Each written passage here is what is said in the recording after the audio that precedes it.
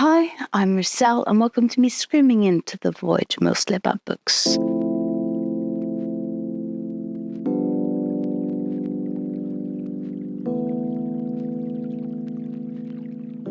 I am doing the Amazing Readathon for the second year on the row, and I wanted to just reflect around some of the things that I've been experiencing doing this for the second time.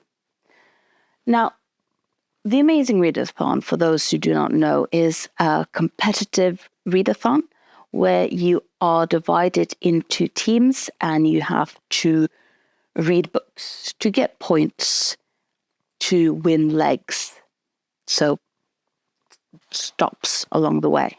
And I have to admit, I am loving the experience and I'm enjoying it in part better now than I did last year. What I think happened last year is the fact that I am a deeply competitive person. So I was reading whatever would give us most points. And we were winning.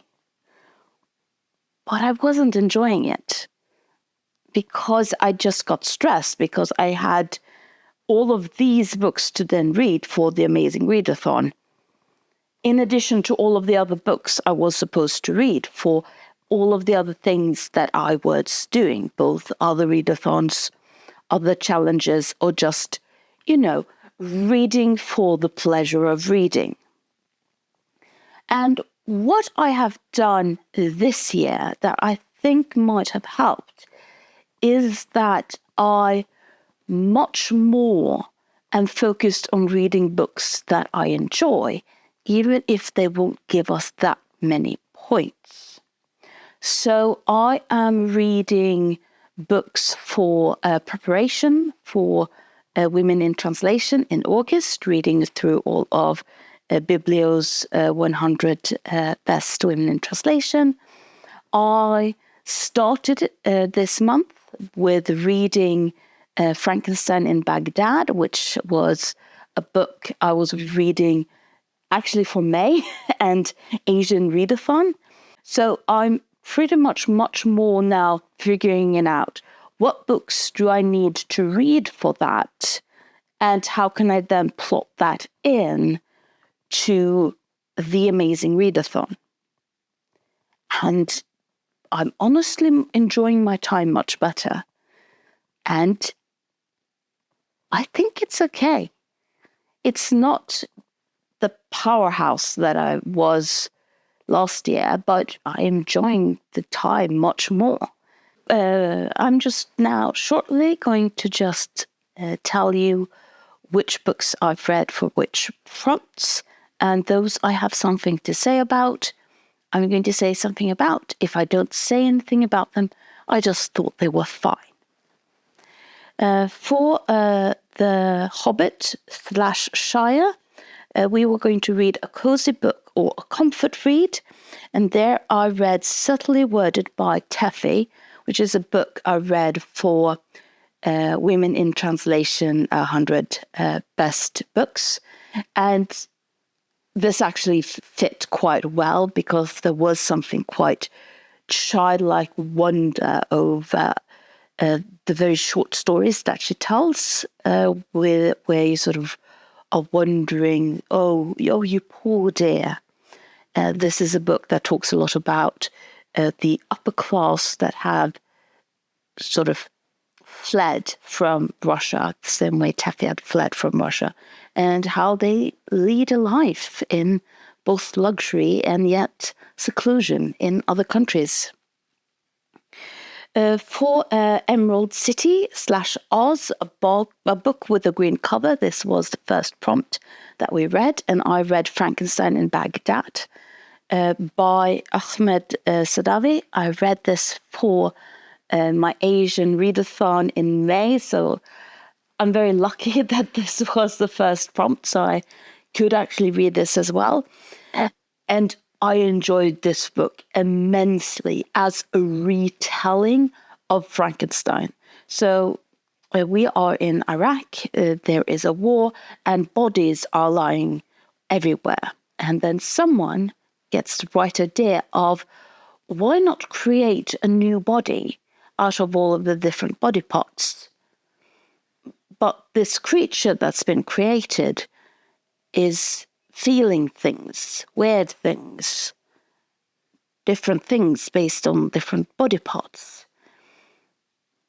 And what I so enjoyed about this book isn't just that you have sort of the idea of Frankenstein, which you could sort of, is it a retelling of Frankenstein just because you have Frankenstein? But it is a genuine, interesting retelling of Frankenstein because it's a book that reflects around the next generation of Iraqis. If you grew up in war, grew up with body parts around you, grew up being looked at and viewed through a particular lens, what will that do to you when you grew up? Which is a huge theme in Frankenstein. Then for Sivrinai, a book with low ratings that you think you'll still love. I read Pamela by Samuel Richardson. And I'm going to rant now because this book made me so angry.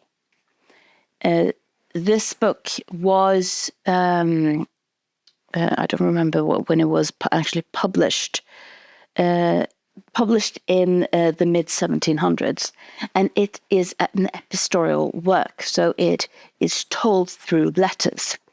And the story is about a young maid who works for a very rich man, and this rich man is starting to want her to enter into a sexual relationship with him, which she doesn't want to do because that isn't virtuous.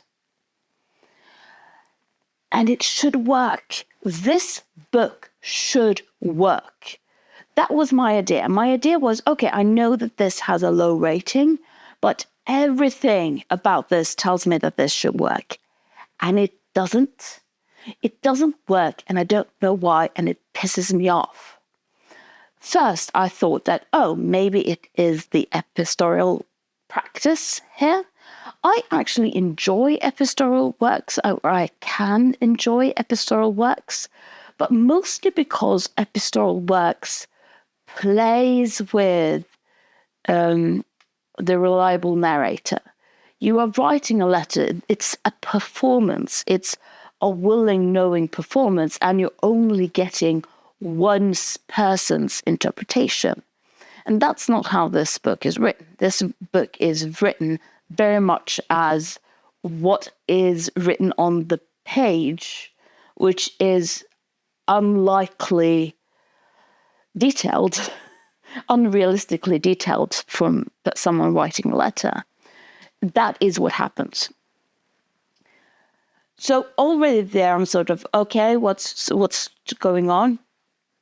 And then this girl, Pamela, writes a letter to her parents where she is telling them everything. So she's just, I have no idea what is going on. My boss is hitting on me. I am terrified. What is the right thing to do? Please help.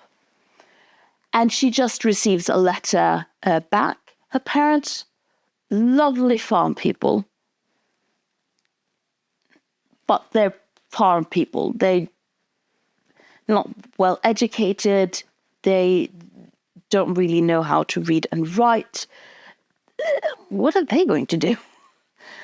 And they write back, admitting that they have not read most of her letter. And I read that part of the book, and I was like, this is brilliant. I understand why this is an epistolary, because it highlights how absolutely alone Pamela is in this situation. She is far away from her family, who can't really help because they're so far away. She has no friends because she's a maid in a town where she doesn't know anyone.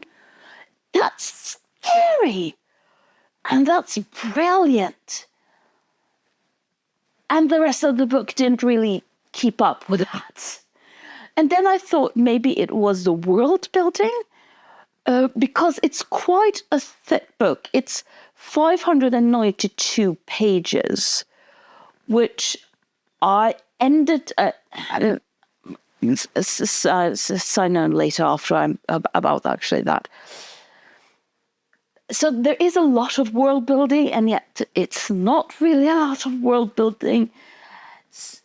So everything within this book is like screaming to be enjoyable and interesting, and a sort of a brilliant way of telling a story about how scary it would be to be a maid in the mid-1700s. And it didn't work. And I don't know why it didn't work. And I was trying, and it just didn't work. So if anyone actually enjoyed Pamela, please tell me what I am missing here. For Rotterdam/Kutch, a book that takes place in a large city, I read Bury Our Bones in the Midnight Soil by V.E. Schwab. It was okay. For the Bezgath War College/Navarre, I did a violent word in the title, but I didn't do a violent word in the title because in this year we got certain cards that gave us certain outs. So we could read a book that didn't fit that prompt, or we could read certain bonuses. So I used, I could hand in any kind of book and handed in the book that I read for Read What You Own challenge that I'm doing, inspired by Criminologies. And I read Someone Comes to Town, Someone Leaves Town by Cory Doctorow, which is such an amazing book. It's about Alan, whose mother is a washing machine, father is a mountain, brothers is Russian nesting dolls. And he falls in love with a young girl who has leathery wings at the same time as he and a friend, I assume, is working to put up internet hubs in Toronto to ensure that people have free internet. And it's such a brilliant, it's a fantasy book, which you probably could tell, but it's more a mythical fantasy than magical fantasy. And it's such a brilliant book that uses the allegorical aspect of a mythological book to reflect on what internet did to people who, for some reason, felt different from the local community that they were part of. So again, going back to just reading the books I would want to read and have some guidelines based on the prompts were the books I enjoyed the most. Then for Camp Half-Blood, a celestial or godly word in the title. Again, I used a card to just hand in whatever I wanted, and I read The Idiot by Dostoevsky. And The Idiot is a very, very Dostoevsky book. I can't really explain it any other way than it's a book that is very clearly written by Dostoevsky and about humans as ethical creatures living in a society that isn't ethical, and what happens when those two dynamics meet, represented in the main character in The Idiot, who is referred to as an idiot because he has morals. How dare he?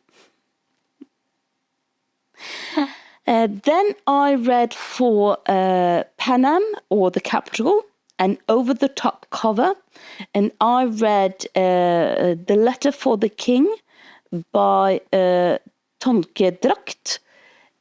This is also for my Women in Translation preparation, and it's a middle grade book about a squire who is given a letter that he needs to hand over to the king to save the country from corruption and war, which is very much wish fulfillment for young boys.